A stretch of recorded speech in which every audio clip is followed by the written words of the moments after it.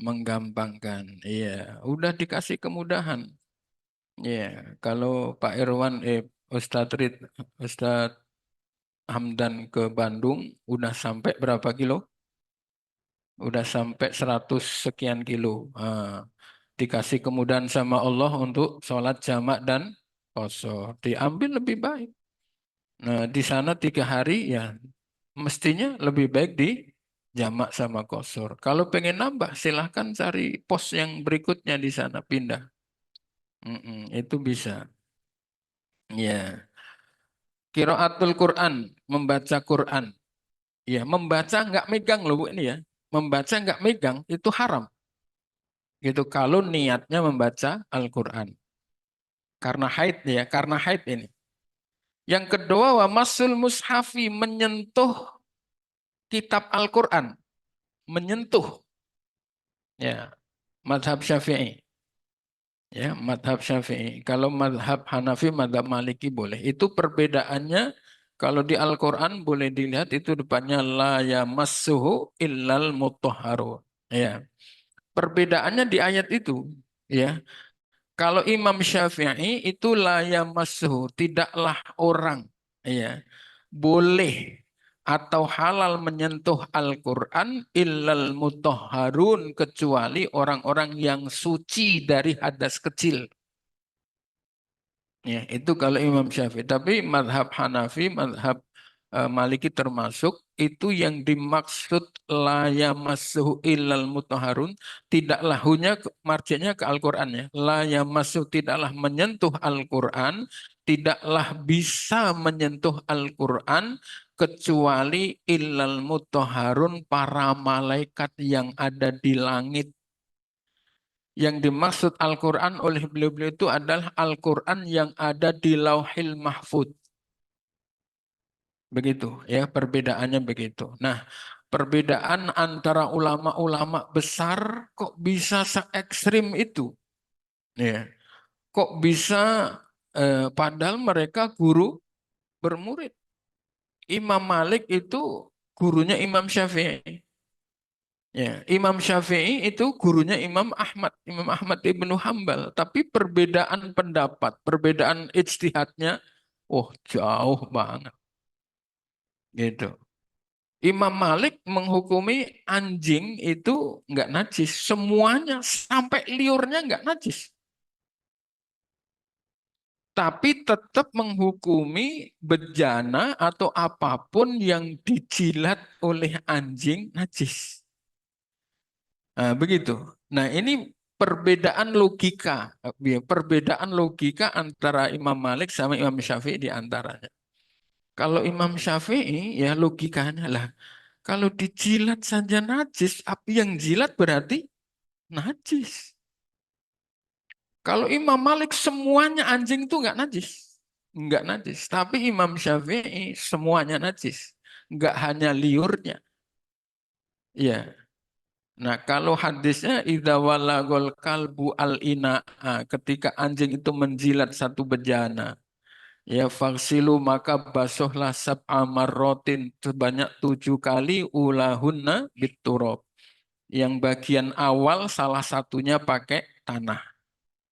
Itu. Nah, Imam Syafi'i berpikir loh, kalau anjing yang najis liurnya, emang yakin anjing itu tidak menjilat-jilat badannya? Yakin nggak, Pak? Orang aktivitasnya, wis kalau nggak ngapa-ngapain dia jilatin badannya gitu, makanya najis. Gitu. Nah, menurut Imam Malik tidak. Ya, jadi najis itu suci semuanya. Ya, bahkan kalau di kitab Adwaul Bayan, Syekh Imam Al-Khattab, ini bukan Umar bin Khattab, bukan. Jadi Imam Al-Khattab itu ini ulama-ulama yang berafiliasi di bawah naungan madhab Maliki.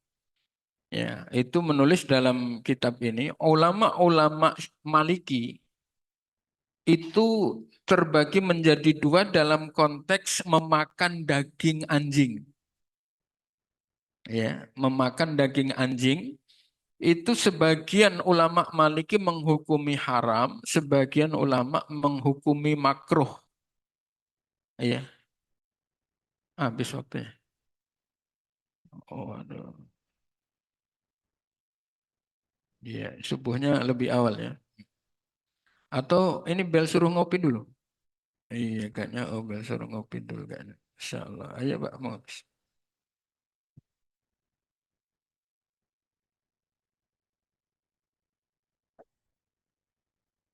Hmm.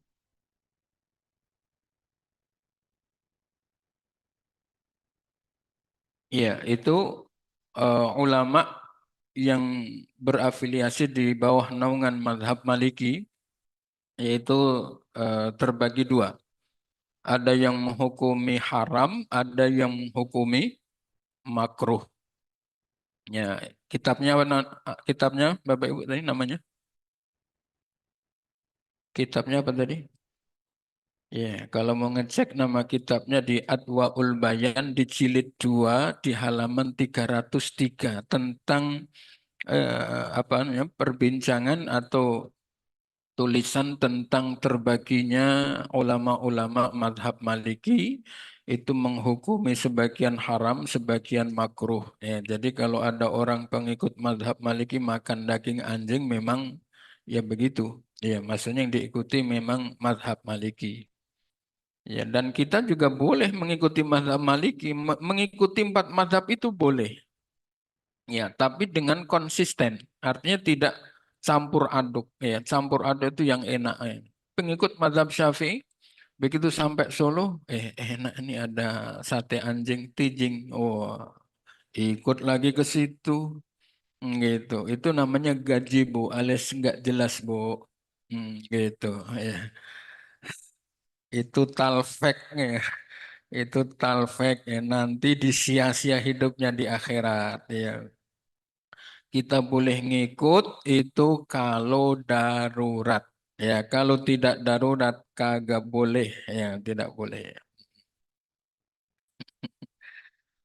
Ya, nah di sini makanya kita jangan terlalu ngotot-ngototan kalau ada hal yang berbeda dengan kita. Ya gitu, jangan ngotot-ngototan. Ini jadi wawasan kita ya dan menjadikan kita lebih bijak dalam melihat satu. Ya mungkin sikap orang, ya perbedaan paham itu akan ya berpengaruh pada sikap dan kita apa namanya jangan gampang menjas orang lain ya. Itu karena memang begitu dalilnya dan mengikutinya boleh. Menyentuh mushaf ya, tapi sedikit Bapak Ibu yang perlu dicatat itu. Imam Malik sama Imam Syafi'i gitu. Imam Malik sama Imam Syafi'i itu guru bermurid. Perbedaan ijtihadnya itu bainal masyriq wal maghrib antara timur dan barat. Ya. Tapi mereka antar murid dan guru itu saling hormatnya luar biasa. Tidak sekalipun Imam Malik itu mengkomplain menyalahkan ijtihad gurunya. Apa? Ijtihad Imam Syafi'i, begitu juga Imam Syafi'i. Tidak pernah menyalahkan, mengkomplain ya pendapatnya Imam Imam Malik, nggak pernah.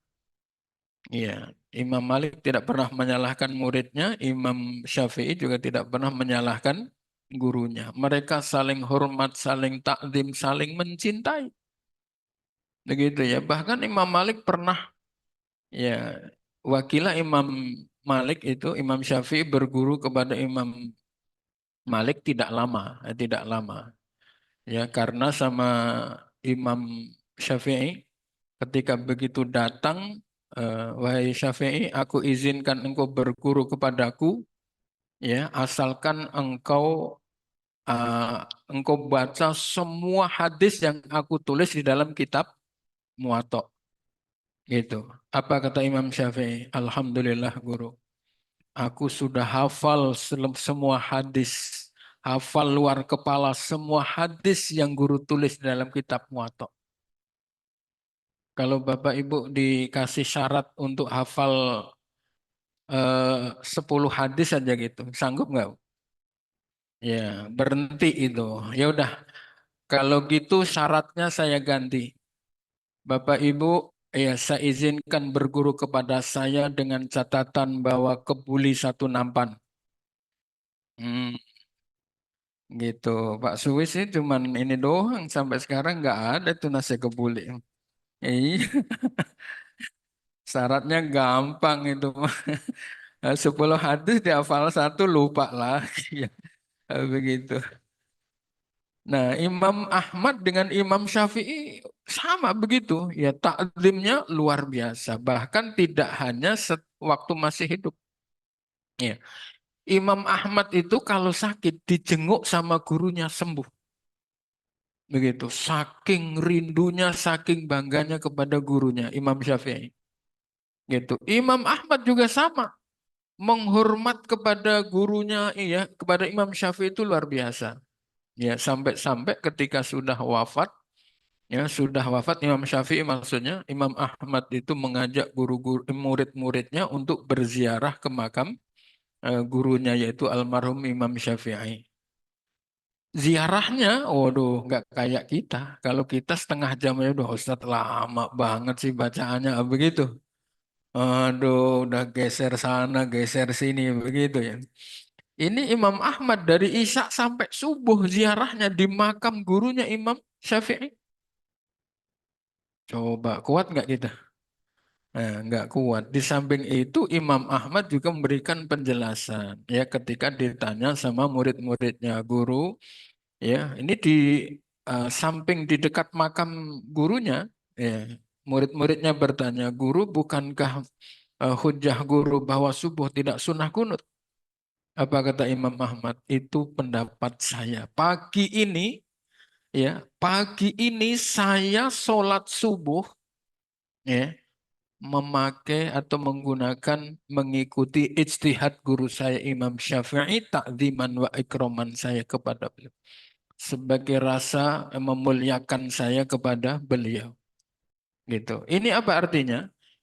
Imam Ahmad itu kepingin murid-muridnya itu pun menghormati guru beliau. Kenapa begitu? Iya, karena al-ilmu nurun. Ilmu itu cahaya. Wa nurullahi la yuhdalil asi. Cahaya Allah itu tidak akan bisa tembus ke hati kita ya apabila hatinya itu ingkar. Nggak bisa. Murid hatinya selalu suudzon kepada guru, wah, nggak bakal manfaat. Udah nggak bakalan. Begitu. Makanya Imam Ahmad itu kepingin cahaya ilmu dari gurunya meskipun sudah wafat itu terus memancar. Ya, tidak pernah suudzon, apalagi komplain tidak pernah. Meskipun beda pendapat sangat jauh, tapi hormatnya luar biasa. Itu contoh-contoh hebat sehingga mereka jadi orang hebat. Lah kita dapat ilmunya nggak seberapa kepada guru dah suudon aja ada kesalahan ya. Ustadz Jamari ngomong ke Buli itu meminta dikasih itu, gitu dah suudon saja. Iya Allah, padahal kalau dikasih ya nggak apa-apa. Ih, gitu. Jadi nggak ada suudon ya. Itu suudon itu penghalang. Iya, penghalang, benar-benar penghalang. Kalau perlu ya kalau perlu ya kita punya guru ya itu dihadiahin Fatihah.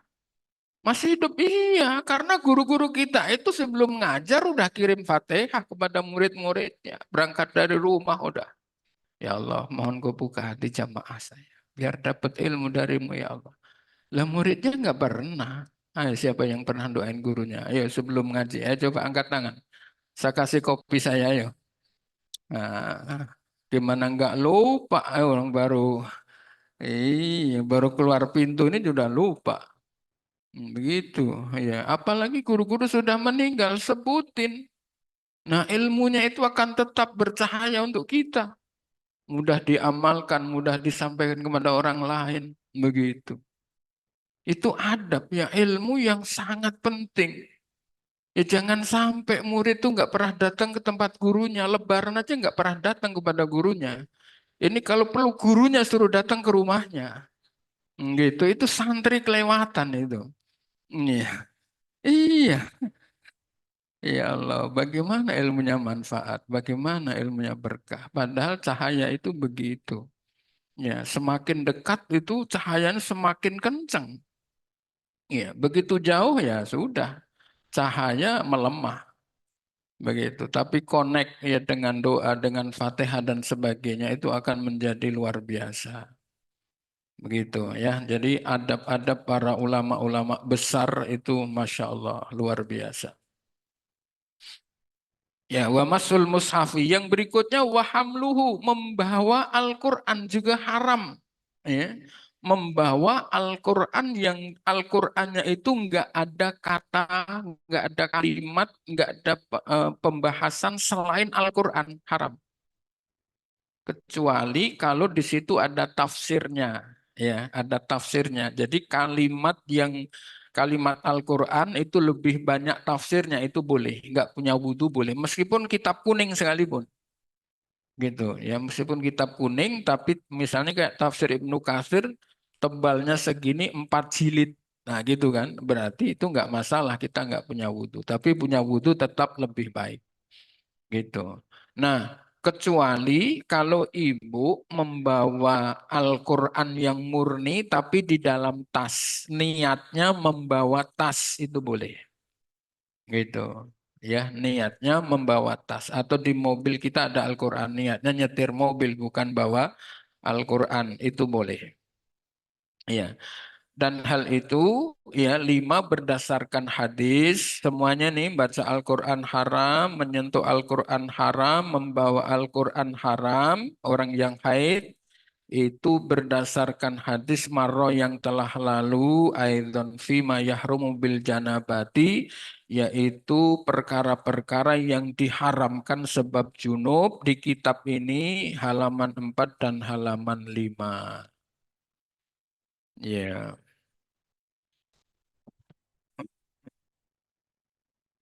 Ngopi lagi, Pak? Masih ada kopinya? Masih ya? Kalau nggak ada, Pak Irwan tolong dijok lagi, Pak.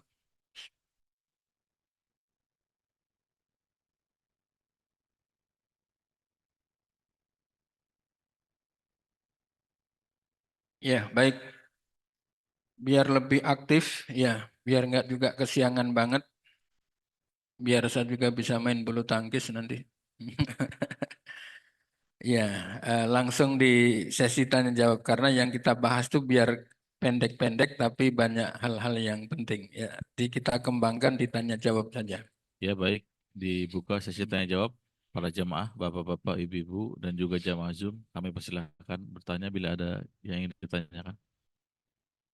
Saya izin, Ya, oke, tidak banyak izin. Ya, terkait dengan beberapa mazhab yang disampaikan tadi kan memang terkait tadi disampaikan juga masalah kunut pada waktu sholat subuh.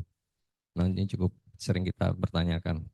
Nah, kita kan sholat subuh kan mungkin beberapa masjid itu kita coba menjadi jamaahnya dan memang ada yang menggunakan dan tidak. Nah, kita sebagai jamaah yang memang biasa menggunakan kunut, berarti kan kita mengikuti imam. Apakah kita setelah itu tetap melakukan sujud sahwi atau tidak? Itu aja setelahnya. ya, Makasih, itu aja sih. Ya, makasih. ya, sama-sama. Iya, pertama dalilnya ya. Nabi itu karena Nabi Shallallahu Alaihi Wasallam konata syahron. Nabi itu membaca kunut selama 1 bulan. Ya, itu wayat Allah ya, dan Nabi membaca kunut itu berdoa kepada Allah ya ala ummatihi. Ya, jadi kalimat li dengan ala itu meskipun sama-sama huruf jernya, li untuk ala atas gitu. Ya, itu beda artinya. Jadi kalau misalnya li dainun ala Ustadz Hamdan, ya, itu artinya saya punya uang yang dihutang, yang dipinjam oleh Ustadz Hamdan gitu. Pahala cuman li alaihi fulus begitu. Nah, bunyinya di hadis ini juga sama. Jadi Nabi itu ketika umat Islam sedang dalam kondisi yang sangat bahaya, sangat terdolimi oleh orang-orang kafir, Ya, Nabi Muhammad itu baca kunut selama 1 bulan penuh. Nah, ini hadis yang kemudian dipotong, ya, yang tidak ada lanjutannya, artinya lanjutannya tidak dibaca. Wa amma fi sholati subhi, adapun di dalam sholat subuh, ya, Nabi itu konata, ya, membaca kunut, ya, membaca kunut Nabi apa di sholat subuhnya itu, ya, hatta ya sampai beliau wafat. 1 bulan penuh itu adalah kunut nazilah. Ya, maksudnya ini semua sholat duhur, asar, maghrib, isya semuanya baca kunut. Gitu. Itu sebulan full. Ya, bukan hanya di sholat subuh, ya, tapi di sholat subuhnya Nabi ya tetap dipertahankan sampai akhir hayat beliau. Begitu. Itu yang menjadi pedoman madhab Syafi'i, Imam Syafi'i bahwa subuh itu pakai kunut. Nah, tetapi doa kunut itu posisinya adalah sunnah ab'ad. Ya, jadi ada sunnah hayat, ada sunnah ab'ad. Ya, sunnah ab'ad itu adalah sunnah apabila ditinggalkan baik karena lupa atau karena sengaja, itu disunnahkan sujud sahwi sebelum salam. Gitu. Apa saja yang termasuk sunnah ab'ad? Yang pertama tahiyat awal, duduknya. Duduk di tahiyat awal itu sunnah ab'ad. Enggak baca apapun, itu sudah melaksanakan sunnah ab'ad. Nah, di dalam tahiyat awal itu ada sunnah-sunnah lagi. Membaca tahiyat, at-tahiyatul mubarakatus salawatut tayyibatulillah. Assalamu alayka ayuhan nabiyyu wa rahmatullahi wa barakatuh. Assalamu alayna wa ala ibadillahis salihin. Itu sunnah ab'ad tersendiri. Lalu syahadat asyhadu alla ilaha illallah wa asyhadu anna muhammadar rasulullah itu sunnah ab'ad tersendiri. Gitu. Terus membaca solawat di tahiyat awal itu juga sunnah ab'ad tersendiri. Kalau kita meninggalkannya, baik sengaja ataupun karena lupa, ya sunnah abad yang duduk di awal, terus bacaan-bacaan yang terbagi 3 menjadi sunnah abad masing-masing, atau meninggalkan doa kunut, itu disunnahkan sujud sahwi. Begitu. Pertanyaannya bagaimana kalau kita ini berjamaah dengan imam yang tidak berkunut. Begitu. Boleh tidak kita sujud sahwi? Boleh, tapi niat mufarokoh dulu. Ya, jadi ketika imam sudah salam kanan, salam kiri, kita niat mufarokoh, tidak menjadi makmum dari imam di depan lagi, baru kemudian kita sujud sahwi. Nah, itu boleh. Tapi kalau Bapak Ibu nggak niat mufarokoh, kok sujud sahwi batal? Iya, begitu. Ya, jadi harus niat mufarokoh dulu. Pokoknya niat imam salam kanan kiri sudah, saya niat misah dari imam. Begitu istilahnya diantar sampai jalan besar situ, selebihnya jalan sendiri entah kemana. Begitu. Mm-mm. Ya, itu sujud sahwi boleh. Masih ingat Pak, sujud sahwi itu bacaannya apa? Ya, subhana malayanamu walayashu. Ya subhana malayanamu walayashu. Sebelum salam ya. Setelah tahiyat udah dibaca selesai, sebelum salam, sujud yang dibaca subhana malayanamu 3 kali, terus duduk antara 2 sujud, Robik Firly sama, terus sujud lagi. Tidak hanya sekali, 2 kali. Ya. Sujud lagi subhana ma la yanam wala 3 kali, baru duduk lagi salam kanan salam kiri gitu, bukan sekali 2 kali dia. Ya, sujud sahwi itu sujud yang berada di dalam sholat. Ada sujud di situ Bapak Ibu nggak boleh baca bacaan yang lain kecuali yang bacaan yang sudah warid yang biasa dilakukan oleh Nabi. Kecuali kalau sujud syukur. Sujud syukur itu dilakukan setelah sholat, setelah salam. Ya, misalnya sholat hajat, habis sholat hajat salam kanan, salam kiri, baru sujud lagi itu sekali. Ya, yang dibaca, ya menurut yang mayoritas adalah tasbih 10 kali, subhanallah, alhamdulillah, wa la ilaha illallah akbar, terus sholawat 10 kali, Rabbana atina 10 kali. Bapak Ibu berdoa dengan bahasa kita boleh gitu, boleh banget ya Allah. Mudah-mudahan umroh saya ini ketemu mall yang Pak Haji beli, Pak Jeko beli apa namanya jubah sama serban ya Allah. Jangan sampai saya kalah saing sama Pak Jeko ya Allah. Ya Allah ya Allah gitu. Itu boleh dengan bahasa kita sendiri boleh.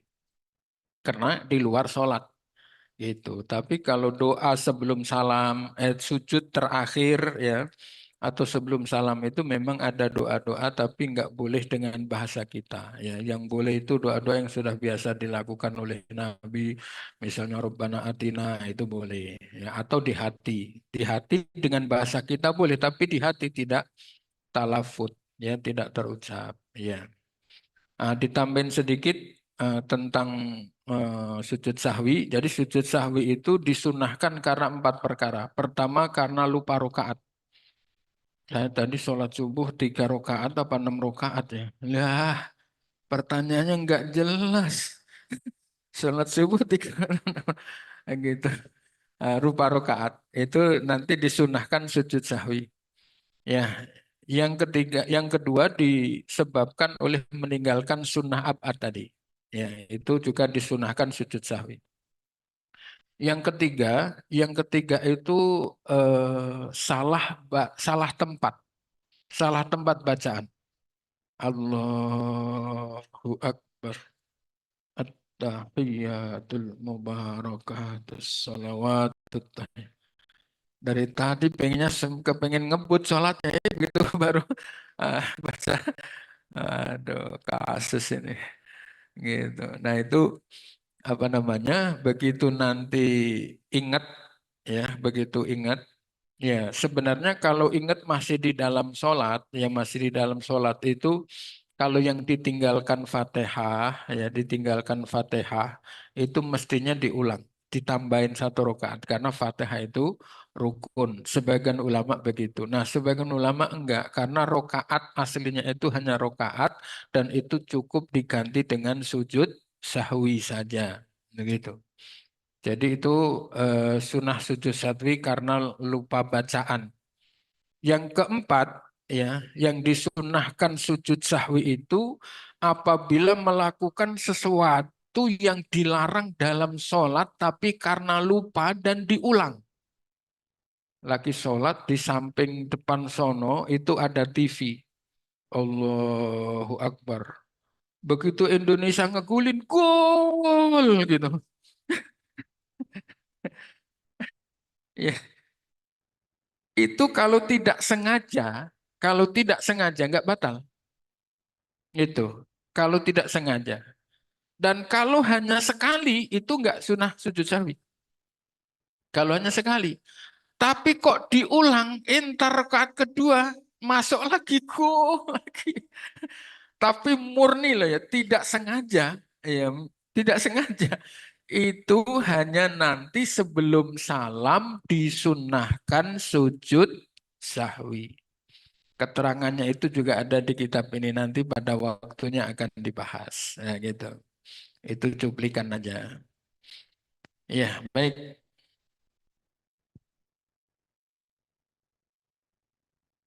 Oh, begitu ya. Hmm. Ini 1 orang. Oh, 1 orang. Ya, means tanggal 1 sampai tanggal 10. Suci tanggal 11 sampai tanggal 12. Mens lagi tanggal 13 sampai 19. Suci tanggal 20 sampai 27. Mens tanggal 20 sampai 28 sampai 8. Nggak jelas banget, Bu. Hmm. Ya, ngopi dulu, Masya Allah.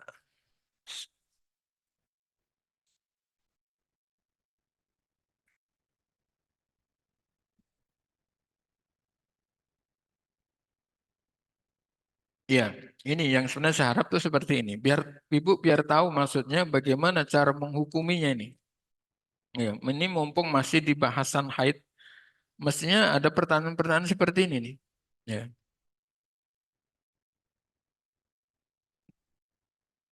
Oh iya. Oh, penanggung jawabnya di sini nggak? Ada.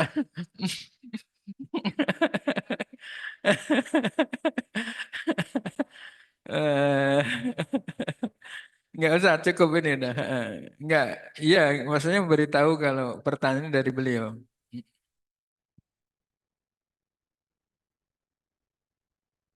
Oh ini mau penjelasan lagi. Kalau gitu pakai mic aja Bu. Nggak saya pikir cukup ini pakai mic biar biar yang online biar dengar ini pertanyaannya. Assalamualaikum warahmatullahi wabarakatuh. Waalaikumsalam warahmatullahi wabarakatuh.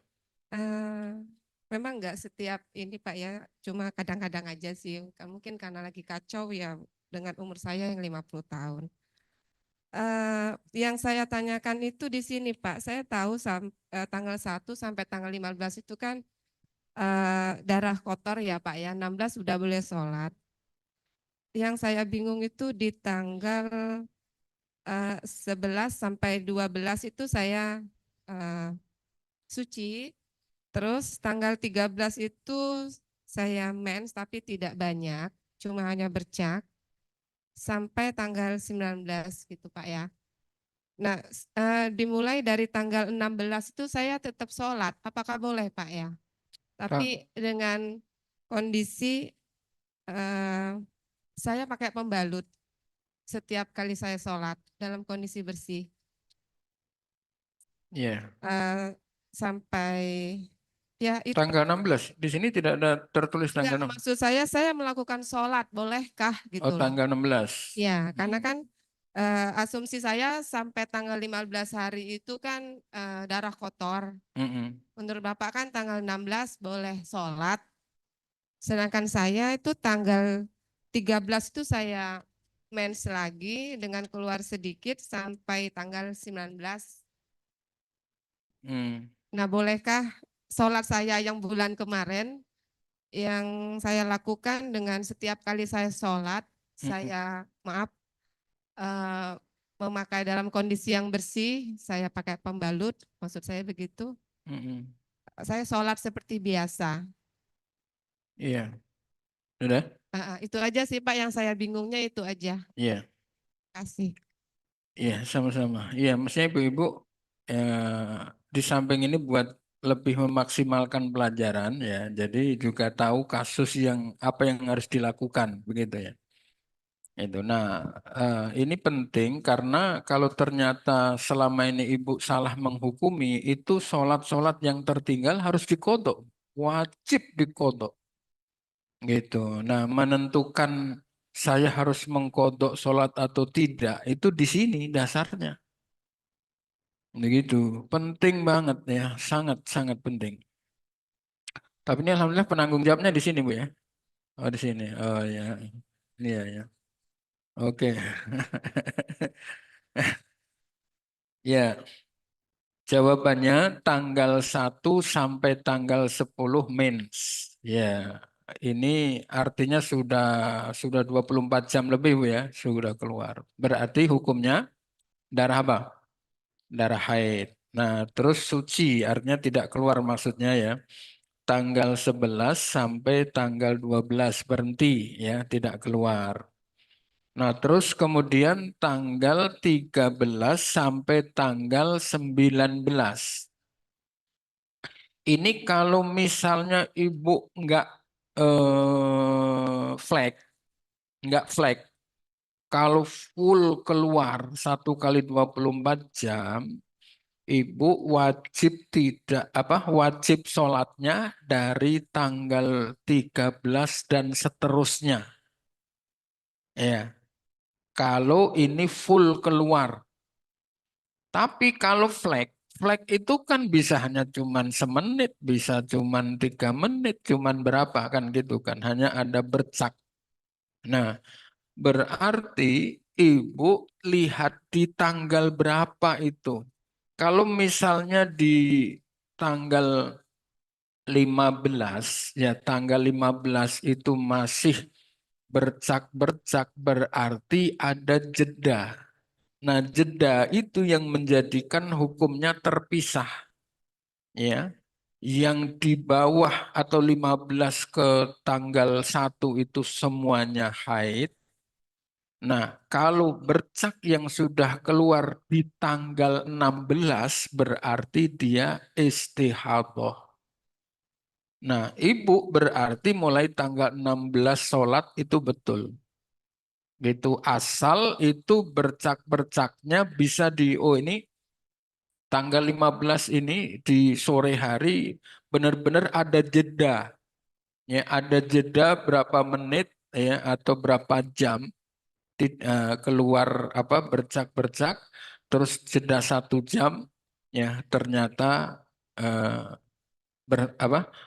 di tanggal 15 itu masih ada bercak-bercak ya, terus berhenti. Nah, gitu kan, berhenti di sore tanggal 15. Nah, nanti malam kok keluar lagi, itu berarti sudah kategorinya darah istihadah.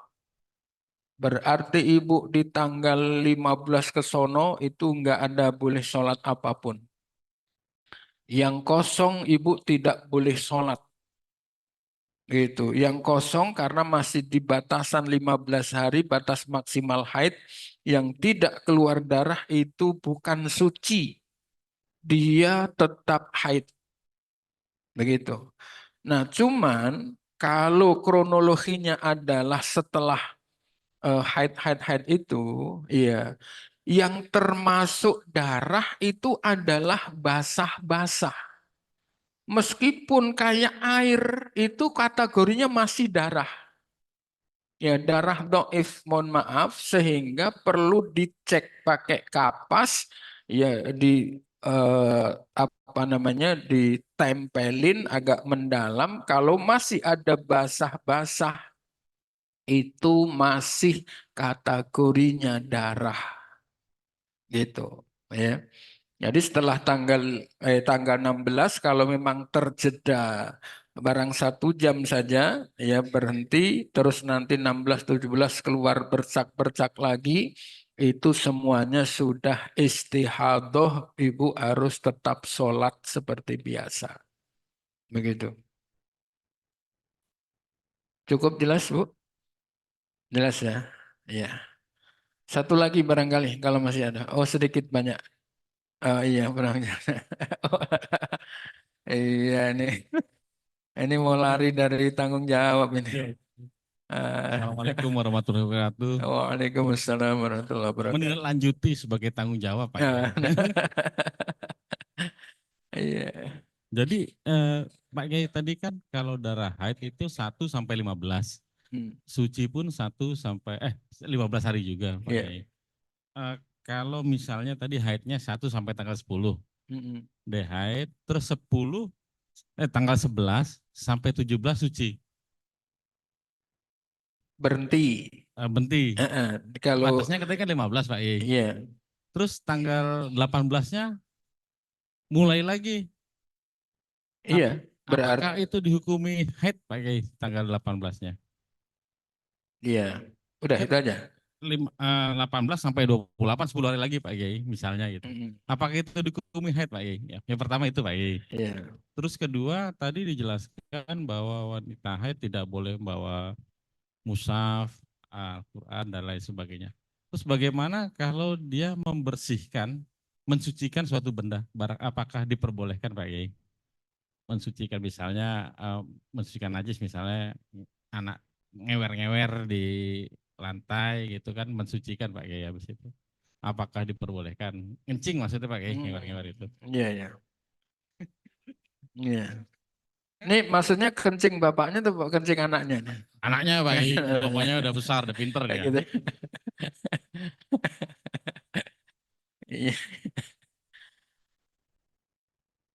Ya, ya gitu dulu Pak Kiai, Ini doa ya. sedikit dari Ya, diskusi. sedikit ini nggak ada banyak ini. Ya, baik. Tanggal 1 sampai tanggal 10 keluar. Ya, full. Begitu. Tanggal 12 ya? 10 apa 12? Ya 12 nggak apa-apa, Iya 10 nggak nggak apa apa-apa. ya. 12. 10, enaknya 10. Untuk gampang difahami 10. 1 sampai tanggal 10 keluar. Ya, itu berarti haid. Ya, Iya, kenapa? Karena sudah mencapai batas minimal. Nah, terus berhenti 2 hari ya? berhenti 5 hari, 11 sampai 17. Oh, 11 sampai 17. berhenti. Berhenti Oh iya, berhenti. Nah, keluar lagi tanggal 18. 18. Berarti dari 11 sampai 17 itu suci. Suci sudah. Kok baru tanggal 18 keluar lagi? Itu semuanya darah istihadah. Dia darah penyakit tetap wajib sholat. Tanggal 18-nya wajib sholat Pak Kiai berarti. Enggak, wajib sholatnya dari tanggal 11 11, tadi. iya Iya, 11 ya. Pas yang tanggal 18 kan keluar lagi. keluar. Oh iya, wajib sholat karena darah istihadah. Kenapa? Karena batasan suci minimal itu 15 hari.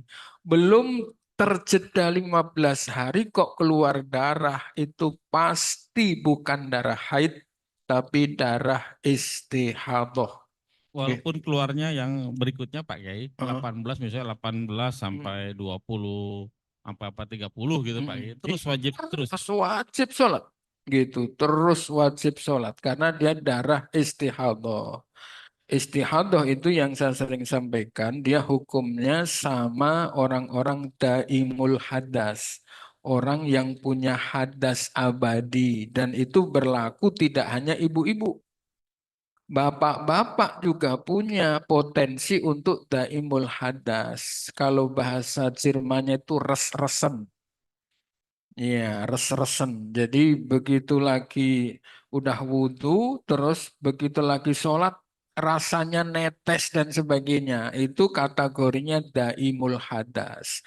Nah, orang-orang yang seperti itu, laki-laki yang seperti itu sama dengan hukum wanita yang keputihan, yang istihadah. Tapi ada satu syarat yang tidak boleh dilanggar kecuali darurat. Apa itu? Tidak boleh wudhu sebelum masuk waktu. Tidak boleh wudhu sebelum masuk waktu sholat.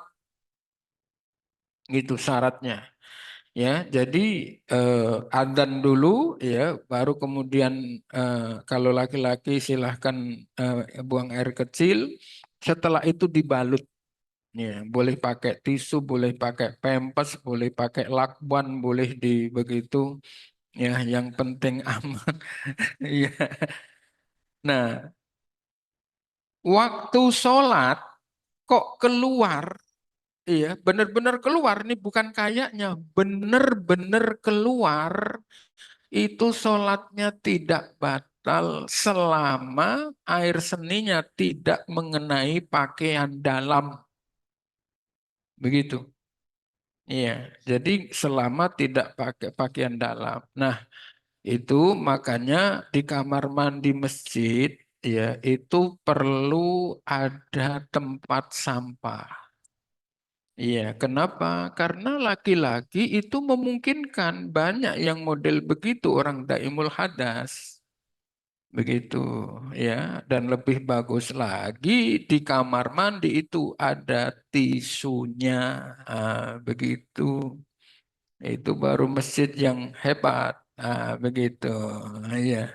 Berarti masjid kita belum hebat. Nah ya, begitu. Iya, iya, begitu. Ngomong-ngomong terus ini. Ya, yang satu lagi Pak Kiai, yang wanita haid apakah boleh mensucikan? Oh iya, oh iya betul lupa. Oh, boleh, mensucikan nggak ada urusannya. Nyuci mensucikan, piring kotor kena najis disucikan, bebas itu mah, nggak masalah. Iya, bapaknya ngompol boleh disuciin sama gitu. Boleh. Bukan berarti dia eh, tidak suci terus kemudian mensucikan nggak boleh kan beda itu. Tidak sucinya itu jiwanya yang tidak suci ya, tidak suci karena hadas gitu ya. Karena memang betul itu jiwanya. Ya gara-gara tidak punya wudhu buat sholat koslet. Dosa malah bukan bukan pahala gitu. Sangat boleh. Iya, Pak Kiai misalnya biar kelihatan romantis nih ya gitu. Mm-mm. Anduknya satu berdua kan Mm-mm. gitu. Terus yang satu haid apakah diperbolehkan Pak Kiai? Ya, kalau misalnya itu anduknya lebar, satu buat berdua di begitu.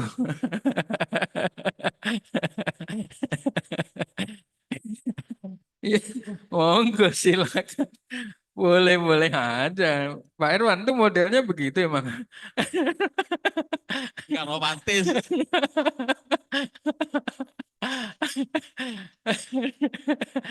Waduh, modelnya begitu ternyata dia.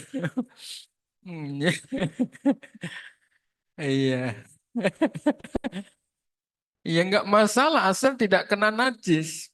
Ya, kalau anduk itu terkena najis, itu kena basah, itu najis. Najisnya bisa berpindah. Iya, kalau anduk ini udah kena najis, terus basah atau aslinya najis sudah kering di anduk, tapi kena badan kita jadi basah, lah itu nular najis, merembet gitu. Meskipun najisnya najis hukmiyah kalau tidak kelihatan, tapi tetap wajib dibersihkan gitu. Jadi kalau itu sifatnya najis ya harus dipisah, kecuali kalau cuman bau. Anduk udah 10 bulan nggak dicuci-cuci ya gitu. Iya, iya gitu. Ya cukup ya. Habis nanti kita lanjutin di sesi ngobrolnya. Baik, baik sementara sampai di sini. Mudah-mudahan ada manfaatnya. Al-Fatihah. A'udzu billahi minasyaitonir rajim. Bismillahirrahmanirrahim. Alhamdulillahi rabbil alamin arrahmanir rahim maliki yaumiddin. إياك نعبد وإياك نستعين اهدنا الصراط المستقيم صراط الذين أنعمت عليهم غير المغضوب عليهم ولا الضالين آمين ربي دعوهم فيها سبحانك اللهم وتحيتهم فيها سلام وآخر دعواهم أن الحمد لله رب العالمين. Kurang dan lebihnya mohon maaf. Hadanallahu wa iyyakum ajma'in. Wallahul muwaffiq ila aqwamit thoriq. Wassalamualaikum warahmatullahi wabarakatuh. Baiklah, sudah berakhir sesi pengajian kita. Kita tutup dengan baca hamdalah. Alhamdulillahirabbil alamin. Terima kasih atas partisipasinya. Assalamualaikum warahmatullahi wabarakatuh.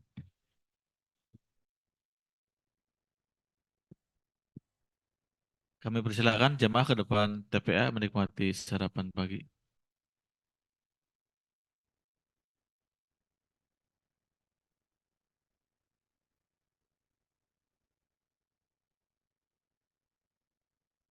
Assalamualaikum warahmatullahi wabarakatuh. Bapak dan Ibu mengingatkan saja, bulan ini hari Minggunya ada 5.